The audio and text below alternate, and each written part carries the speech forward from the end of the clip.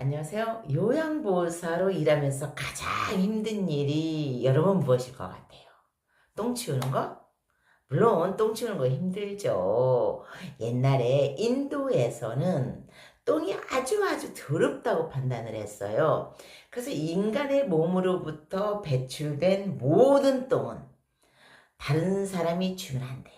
찬달라라고 인도의 그 카스트 제도 알죠? 카스트 제도의 맨 밑바닥에 찬달라들만 치울 수 있어요. 그러니까 치울 수 있다라는 게 아니라 반드시 치워야 돼요. 찬달라란 어떤 사람이 생기느냐?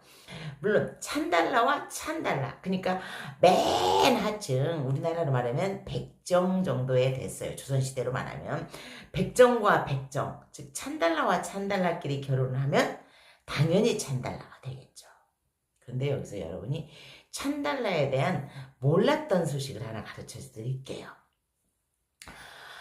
카스트 제도의 고급 카스트와 하급 카스트, 즉 카스트가 교차 결혼하여 혹은 교차 성관계를 해서 아이를 낳으면 그 어느 카스트에도 들어가지 못하고 저 밑에 찬달라로 추락하는 것이에요.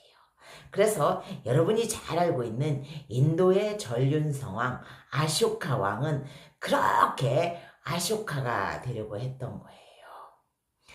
아버지 빈두사라 왕과 어머니는 아버지는 kshatriya였잖아요. 어머니는 뭐였을까요? 어머니는 브라만이었어요. 브라만의 여자와 kshatriya의 왕과 결혼했을 때 에이 최소한 왕족은 돼야 되는데 왕족이 아니라 왕족 중에서도 그냥 잡종 왕족으로 쭉 추락하는 거예요. 설마 그렇게 추락한 왕족이 추락한 그 신분으로 똥 치우진 않았겠지만 하여간 인도에서 그렇게 추락한 찬달라는 똥을 치우는 찬달라가 또 있었겠죠. 외곽 지역에 인도 외곽 지역에 살면서 머리를 빗을 수가 없었어요.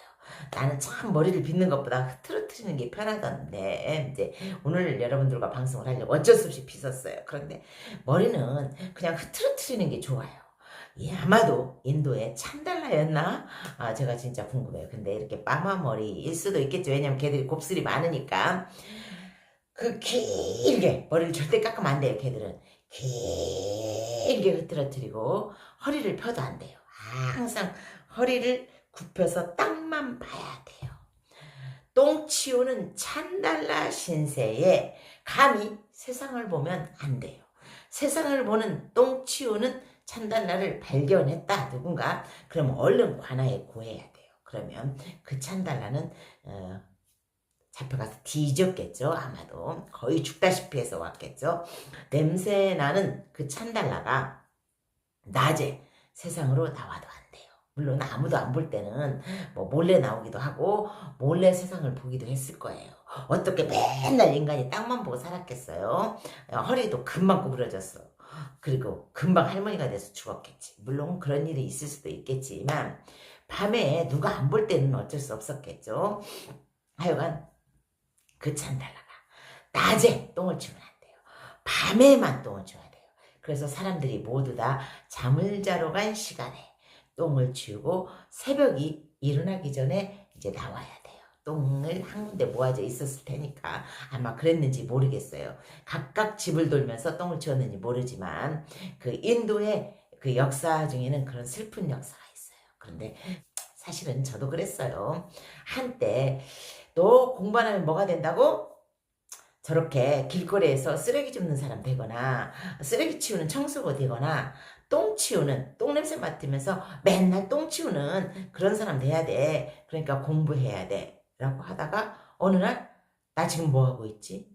무슨 소리를 하는 거야? 라고 해서 그렇지 않아. 세상에는 다 필요한 사람들인데 기왕이면 내가 할 수 있는 멋진 일을 하는 게 훨씬 인생이 의미 있지 않겠니로 이제 말이 바뀌었는데 그렇게 이제 똥을 치우는 우리의 신세 중에 가장 일하기 어려운 부분이 정말 아이러니컬하게도 똥 치우는 그 자체에 힘든 게 아니라 선임의 갑질이 제일 힘들어요. 그래서 어느 날은 이제 제가 주간 근무를 갔을 때 야간 근무들이 잘못한 게 있잖아요. 그러면은 맨날 그 기저귀 잘못된 거, 기저귀 삐뚤어진 거, 삐뚤어질 수 있어요. 왜냐면 어르신들은 몸이 많이 굳어 있기 때문에 이제 야간에 기저귀를 갈 때 조금 더 풀어드리고 싶어서 한쪽으로 놓고 이제 기저귀를 풀어드리는 경우도 있고, 또 이제 어르신들이 뒤척이다 보면 기저귀가 옆으로 가는 경우도 있고, 치매 걸린 어르신들은 기저귀 빼서 그냥 남발을 해요. 산발을 하는 것이에요. 그런데 그 선임은 후임의 실수일지 어떤 의도적인 배려일지 생각해보지 않아요. 그리고 마구 욕을 해요. 에이, 야간 이런 것들이 정말 그것들이 일을 잘못해서 이렇게 됐어. 나 아닌 다른 사람이 일을 잘못해서 이 일이 이렇게 웃기게 됐어 라고 하면서 굉장히 비난을 해요. 근데 그 말이 낱말은 새가 듣고 반말은 쥐가 듣는다고 하잖아요. 그 당사자에게 안 갈 것 같죠? 그런데 반드시 그 당사자에게 전달돼요. 그럼 그 당사자는 정말 화가 나서 그 직장을 그만둬 버리거나 고통받거나 두 가지 중에 하나를 해요. 이왕이면 같은 일을 하고 정말 힘든 일을 하는 사람들끼리 배려해주면 좋은데, 배려보다는 갑질이라는 것이 더 익숙하더라고요. 요양보호사 일을 하다 보니까. 그래서 자기들이 이제 잘못된 일을 했을 때는 그것은 실수예요. 어쩌다 보니까.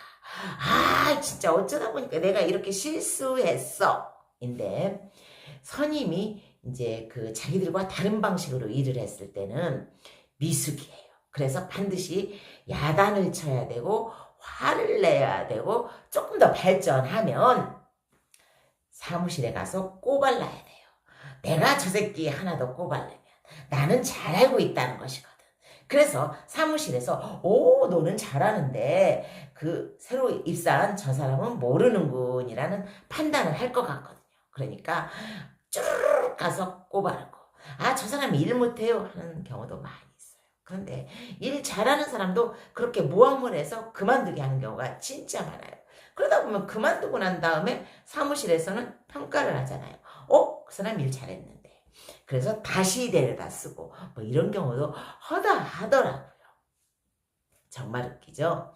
냉장고에 어떤 낯선 물건이 하나 있어요. 우리 그냥 치우면 되잖아요.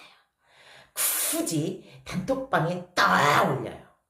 야간조 쌤들 냉장고 확인하세요.